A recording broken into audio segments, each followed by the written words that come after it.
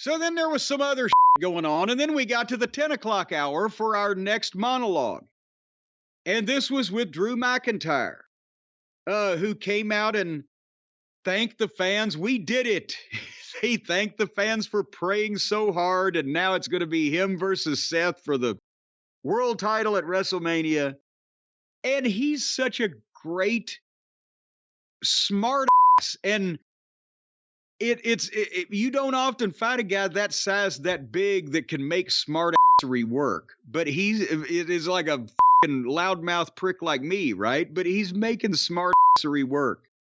He said he busted his eardrum at the pay-per-view, and it was painful. The doctor said that he might not be able to make WrestleMania, and Drew said, "Who do you think I am, CM Punk?"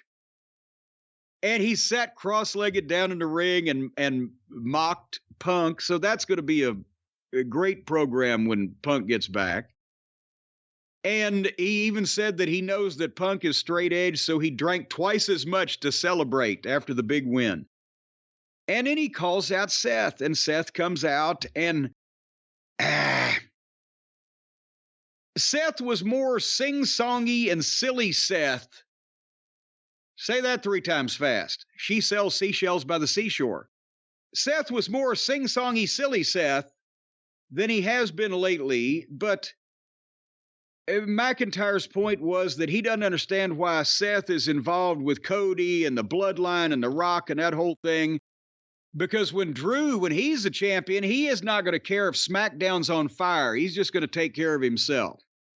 And Drew doesn't want the Bloodline to be pissed at Seth to come out and fuck him around at WrestleMania and taint his big victory. Of course, he just got a tainted victory from the Bloodline last week on TV, didn't he, Drew? But anyway, he makes the big pitch to Seth, and while Seth is thinking about it, the fans sing. I wish they'd have sung the Jeopardy music.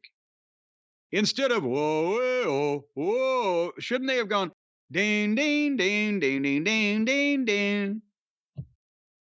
But anyway, so then Seth responds with an inspirational speech that I'm sure sounded good to him when he was working on it in the back.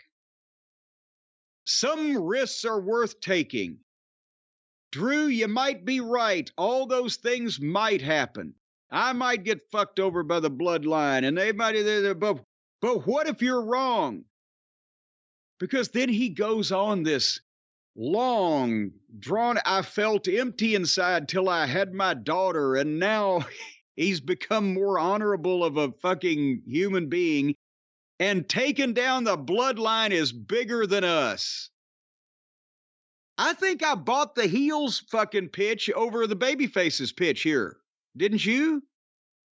I mean, he was completely insincere, but this whole thing was ridiculous. And I like Drew McIntyre. He's been doing great stuff, and he was good here for what they gave him to do, but he was good until Seth came out.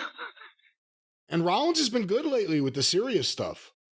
But this is so, it was, I mean, no, this was kind of the white meat babyface shit they booed Rocky Maivia for. It's bigger than us. I don't care if things happen to me in my world title. We've got to, no, fuck.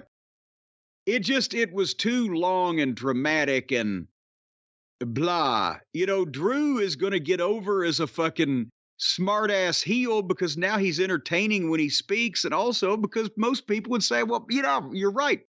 If you win a title, fuck what the other TV show's doing. You shouldn't care if they were on fire. But anyway, that it didn't do it for me this week on that one.